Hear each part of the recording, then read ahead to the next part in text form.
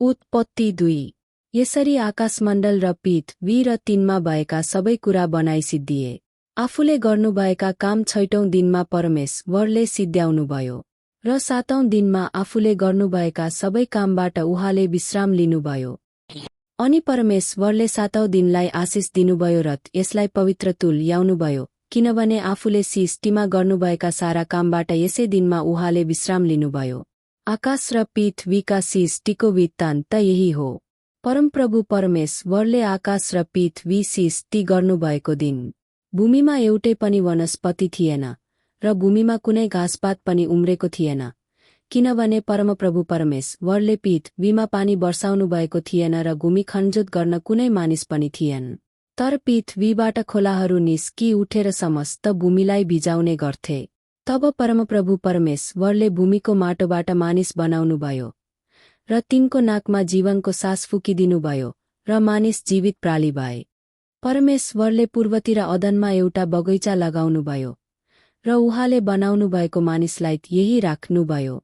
अनि हेर्नमा राम्रो र खानमा असल फल भएको हरेक किसिमको रुख परमप्रभु परमेश्वरले भूमिबाट उमार्नुभयो। उहाँले बगैँचाको बीचमा जीवनको रुख र असल र खराबको ज्यान दिने रुख पनि लगाउनुभयो।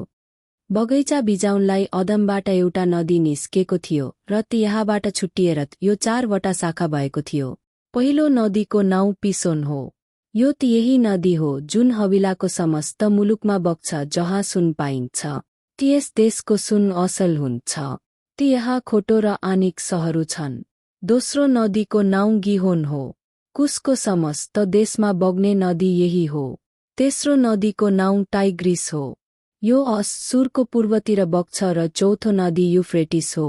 परमप्रभु परमेश्वरले मानिसलाई अदनको बगैँचामा लानुभई यसको गोडगाड र हेरचाह गर्न राख्नुभयो।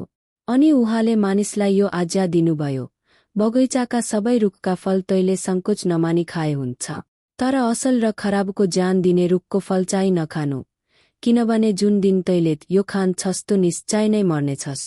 फेरि परमप्रभु परमेश्वरले भन्नुभयो, मानिस एक्लो रहन असल छैन। म यसको निम्ति यसलाई सुहाउने एकजना सहयोगी बनाउनेछु। परमप्रभुले सबै वन पशु र आकाशका सबै पक्षीलाई भूमिबाट बनाएर मानिसले तिनीहरूको के नाउँ राख्दो रहेछ भनी हेर्न तिनीहरूलाई मानिस कहल्याउनुभयो। र मानिसले हरेक प्राणीलाई जे नाउँ दिए यही नै यसको नाउँ भयो। यसरी मानिसले नै सबै पाल्तु पशु, आकाशका पक्षी र सबै वन पशुहरूका नाउँ राखे।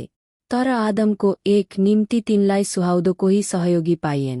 यसैकारण परमप्रभु परमेश्वरले मानिसलाई मस्त निद्रामा पार्नुभयो र उनी निदाएको बेलामा उनका कर्कहरूमध्ये एकको एउटा निकाल्नुभई यसको ठाउँमा मासु भरिदिनुभयो। जुन करक परमप्रभु परमेश्वरले मानिसबाट निकाल्नुभएको थियो, यसबाट एउटी स्त्री बनाउनुभई मानिस कहल्याउनुभयो। मानिसले भने, यो त मेरै हाडको हाड र मासुको मासु हो। तिनलाई स्त्री भनिनेछ, किनभने तिनी पुरुषबाट निकालिएकी थिइन्। यसैकारण मानिसले आफ्ना आमा बुबालाई छोड्छ र आफ्नी पत्नीसँग मिलिरहन्छ र तिनीहरू एउटै शरीर हुन्छन्। मानिस र तिनकी पत्नी दुवै नागा थिए र लजाउँदैनथे।